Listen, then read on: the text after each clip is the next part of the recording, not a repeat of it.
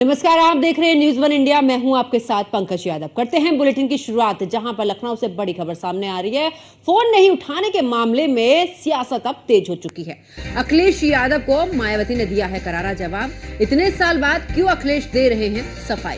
BSP सिद्धांतिक कारणों से गठबंधन नहीं करती है, तो सैद्धांतिक कारणों से यहां पर गठबंधन नहीं करती है बीएसपी, यह मायावती की तरफ से कहा गया है। और साथ ही कहा कि इतने साल बाद आखिरकार अखिलेश यादव क्यों सफाई इस पूरे मामले पर दे रहे हैं। बीएसपी सैद्धांतिक कारणों से गठबंधन नहीं करती है। तो बड़ी खबर आपको लखनऊ से बता रहे, जहां पर फोन नहीं उठाने के मामले में अब सियासत तेज हो चुकी है। ऐसे में बीएसपी सुप्रीमो मायावती की तरफ से एक के बाद एक कई ट्वीट किए गए, जिसमें उन्होंने सीधे तौर पर कहा कि अखिलेश यादव के पास में जब फोन किया तो उन्होंने बात नहीं की।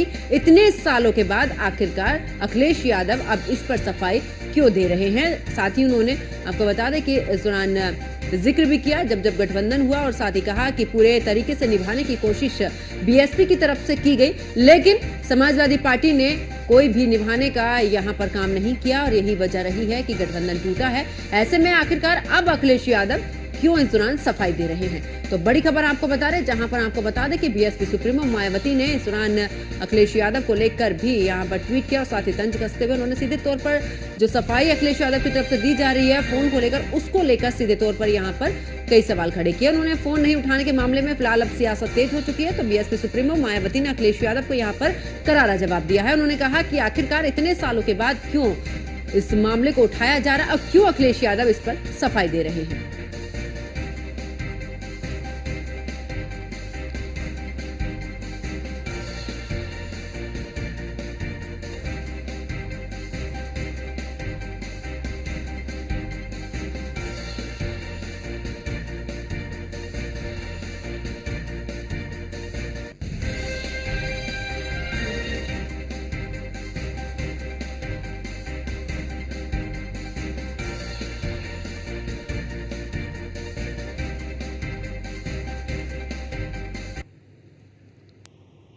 और इसी पर हमारी सहयोगी वर्षा के साथ में मंत्री दिनेश प्रताप सिंह हैं, जो कि इस दौरान उनसे तमाम सवाल जो है हमारी सहयोगी कर रही हैं।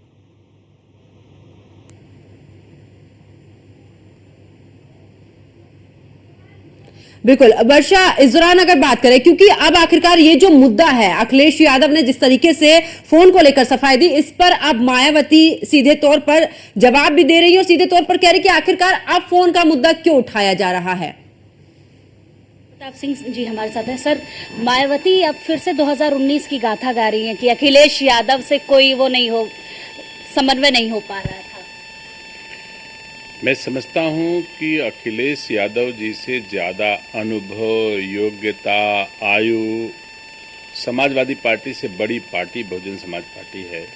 अगर वो अपना अनुभव उत्तर प्रदेश की जनता के समक्ष रख रही हैं तो निसंदेह उचित ही होगा कि जो बहन जी कह रही हैं कि उनका समन्वय नहीं हो पा रहा था, पहले भी नहीं हो पा रहा था, और आज तक अखिलेश यादव जी की पार्टी का समन्वय किसी से भी नहीं हो सका है, तो ये अनुभव तो जग जाहिर है कि उनका समन्वय किसी के साथ हो नहीं पा रहा है। अभी थोड़े दिन से कांग्रेस के साथ हुआ है, आप फिर देख रही हैं कि हरियाणा में भी वही संकट सामने, समन्वय का संकट आ रहा है, ये कुछ और ये करें, कुछ और करें। तो जो नीतियों का अंतर होता है, इसके कारण समन्वय नहीं हो पाता। तो नीतियों में या तो परिवर्तन करें अखिलेश यादव जी, नहीं तो समन्वय किसी के साथ होना संभव नहीं। एक और बात मायावती ने कही कि जातिवाद का मुद्दा सबसे ज्यादा अखिलेश यादव उठाते, जिसकी वजह से चीजें जाहिर तौर पे आगे आती हैं। जातिवाद की राजनीति बसपा नहीं करती, बल्कि सपा सबसे ज्यादा करती है। आप क्या कहेंगे? मैं सहमत हूँ 100% बहन मायावती जी से कि उन्होंने जो बात कही है कि जातिवाद की राजनीति समाजवादी पार्टी के लोग ज्यादा करते हैं, दूसरे दलों के लोग जातिवाद की राजनीति नहीं करते हैं। कभी भी किसी नेता ने ये नहीं कहा कि मैं पीडीए का नेता हूँ।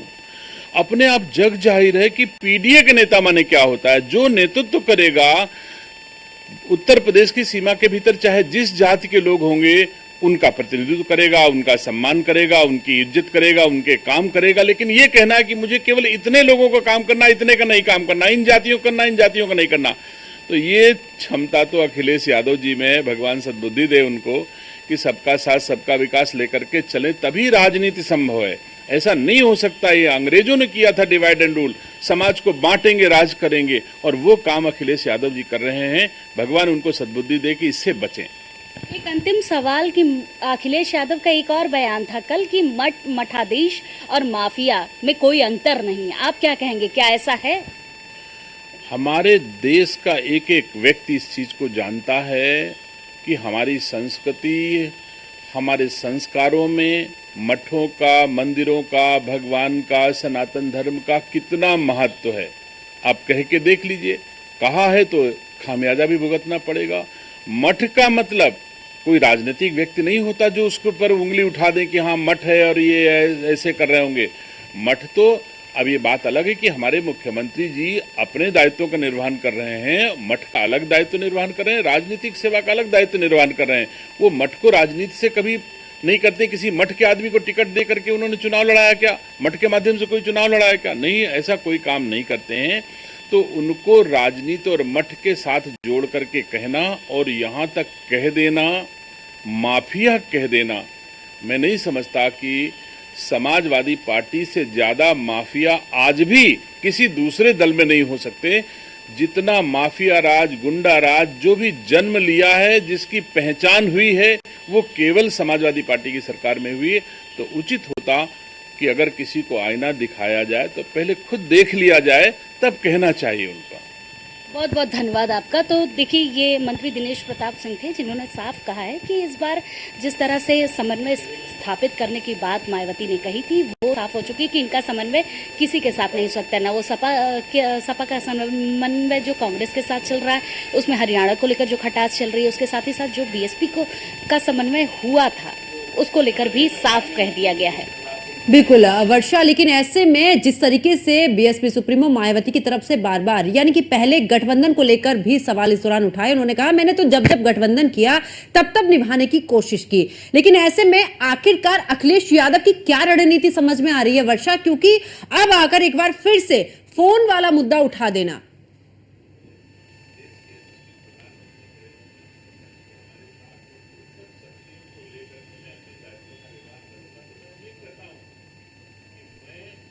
बिल्कुल, एक बार फिर से जुड़ने की कोशिश करेंगे अपनी सहयोगी से। तो आपको बता दें कि इस दौरान फोन नहीं उठाने के मामले पर सियासत तेज हो चुकी है। अखिलेश यादव को मायावती ने दिया है करारा जवाब। उन्होंने कहा सीधे तौर पर कि आखिरकार इतने साल बाद क्यों अखिलेश दे रहे हैं सफाई।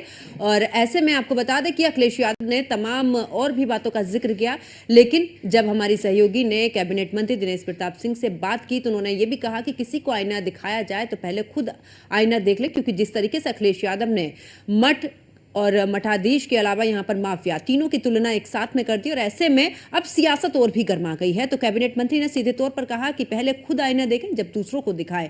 और इसके अलावा उन्होंने पीडीए का भी जिक्र किया। जब हमारी सहयोगी ने उनसे सवाल पूछा तो उन्होंने कहा कि पीडीए का कोई भी हकदार यहां पर नजर नहीं आया।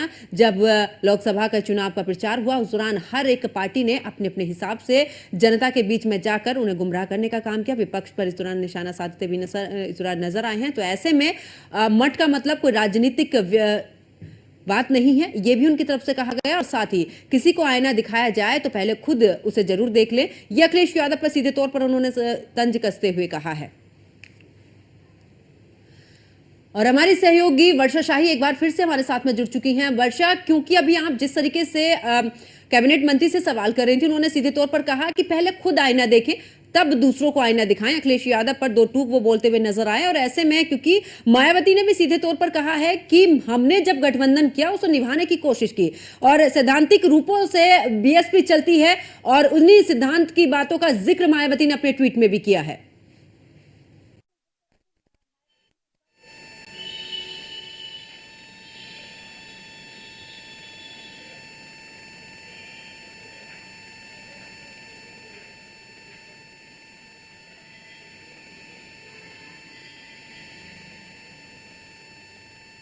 देखिए, बिल्कुल जिस तरह से मायावती ने इस बार ट्वीट करके उन्होंने बताया कि 2019 की किस तरह से गठबंधन रहा, किस तरह से समाजवादी पार्टी राजनीति करती है, वो जातिवाद की राजनीति होती है, उसको लेकर पूरा का पूरा एक देखिए जब समाजवादी पार्टी ने कल जवाब दिया, जो पूरा पैनल स्थापित हुआ था बीएसपी की तरफ से, जो चीज़ें लिखी गई थी उस किताब में कि आखिर 2019 की किस तरह से राजनीति रही, किस तरह से गठबंधन को तोड़ा गया, उसको लेकर अखिलेश यादव ने कल जवाब दिया कि हम मंच पर खड़े थे, हमारी किसी तरीके से बात नहीं सुनी गई, मंच पे खड़े होते हुए हमने फ़ोन मिलाया। फ़ोन की राजनीति एक बार फिर से हो रही है 2019 को लेकर कि फ़ोन हमारा मिलाया गया, मायावती की तरफ से नहीं उठाया गया, और मायावती की तरफ से कहा जा रहा है कि हमने कई बार अखिलेश यादव से बात करने की कोशिश की, लेकिन अखिलेश यादव से किसी तरह की बातचीत नहीं हो पाई, जिसकी वजह से गठबंधन तोड़ा गया। तो गठबंधन को लेकर एक चीज तो साफ हो गई है कि जो लगातार अटकलें लगाई जा रही थी कि शायद एक बार फिर से अगर इंडिया अलायंस के गठबंधन से सपा निकलती है तो फिर उसके बाद मायावती के साथ गठबंधन हो सकता है, उस पर तो साफ हो गया है कि मायावती ने साफ तौर पर कह दिया है कि सपा जातिवाद की राजनीति करती है, जिसकी वजह से हम अब इस जातिवाद की राजनीति में दोबारा नहीं पड़ना चाहते, हम कोई गठबंधन नहीं करेंगे। उसी को लेकर अखिलेश यादव का जब कल जवाब आता है, जिसमें उन्होंने साफ कहा था कि मंच पे खड़े होते हुए भी हमें नहीं पता था, उस मंच पर बसपा के भी लोग थे, सपा के भी लोग थे, गठबंधन पूरा था, लेकिन हमें नहीं पता था कि गठबंधन टूट रहा है। तो ये कहीं ना कहीं बीच की चीजें रही हैं, जिसकी वजह से गठबंधन 2019 का टूटा। लेकिन आने वाले जिस गठबंधन की अटकलें लगाई जा रही थी, वो गठबंधन तो साफ हो चुका है कि वो गठबंधन किसी तरह से नहीं होगा।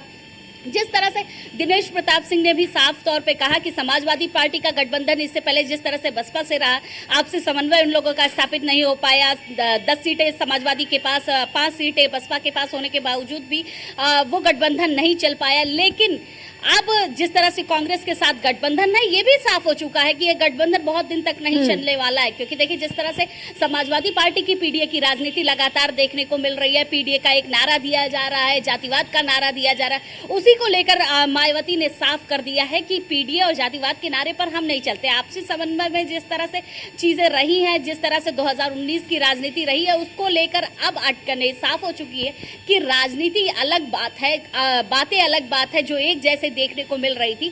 लेकिन गठबंधन पर यह फैसला जरूर आया है कि गठबंधन इन लोगों का एक साथ फिर से नहीं हो सकता। लेकिन हाँ, बातें क्लियर की जा रही हैं जरूर कि 2019 में क्या क्या हुआ था, क्यों गठबंधन टूटा, किस तरह से गठबंधन रहा, क्या क्या चीजें मतभेद रही, किस तरह से जातिवाद का नारा दिया जा रहा था, ये अटकलें अब क्लियर हो चुकी हैं। बिल्कुल, चलिए बहुत बहुत शुक्रिया वर्षा शाही हमारे साथ जुड़ने के लिए, तमाम जानकारी साझा करने के लिए।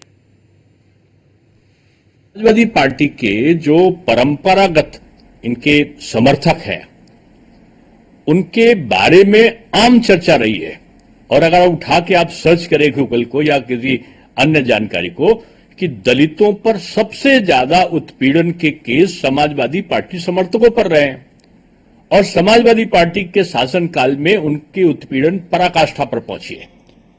इसलिए एक मजबूरी थी, ये अस्वाभाविक जो गठबंधन था उसको ना तो समाजवादी पार्टी के कार्यकर्ता स्वीकार कर रहे थे और ना बहुजन समाज पार्टी के समर्थक उसको स्वीकार कर रहे थे, और इनकी जो बुरी पराजय हुई थी, दोनों मिलकर लड़े, और दोनों मिलकर लड़ने के बाद इस बुरी तरीके से चारों खाना चित हुए, तब इनको ये पता चला कि मायावती जी तो 10 सीट पा गई और समाजवादी पार्टी 5 पर आ गई। तो उनको लगा कि बहुजन समाज पार्टी को तो स्वीकार कर लिया है लोगों ने उनसे ज्यादा, और इस बात को लेकर इनकी आपस की दूरियां रही होंगी। ये एक बेमेल इनका गठबंधन है, और मैं समझता हूं कि ये जातीयता पर आधारित गठबंधन था, और जाति का जब तालमेल नहीं हुआ तो ये गठबंधन एक समाजवादी सोच के कारण टूट गया। समाजवादी सोच ही दलित विरोधी रही है। समाजवादी पार्टी के जो परंपरागत इनके समर्थक हैं,